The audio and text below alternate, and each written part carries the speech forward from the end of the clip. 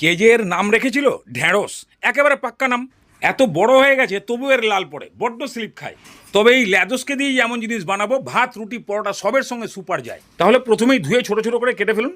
কড়াইতে অল্প সর্ষের তেল দিয়ে গরম করে দিয়ে দিন। তেলের সঙ্গে ভালো করে একবার মিশিয়ে দিয়ে অল্প খানিকটা নুন দিয়ে এবার এটাকে ভালো করে ভাজুন। যখন লোটলোটে ভাবটা পুরোপুরি কেটে গিয়ে একদম ঝরঝরে লাগবে, ঠিক এরকম ধরনের কালার এসে গেলে তুলে নিন।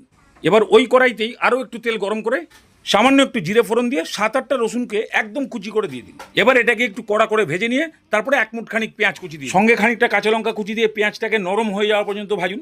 এবার এর মধ্যে 3 চামচ মতো ডেসিকেটেড কোকোনাট অথবা নারকোল কোড়া এটা দিয়ে খুব ভালো করে ভেজে নিন। বেশি একটু কড়া করে ভাজবেন, এতে নারকোল ভাজার ফ্লেভারটা ভালো পাবেন।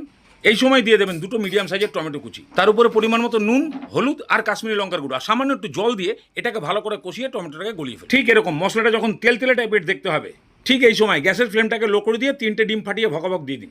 এবার মশলার সঙ্গে খুব ভালো করে ফ্রাই করে ঠিক এরকম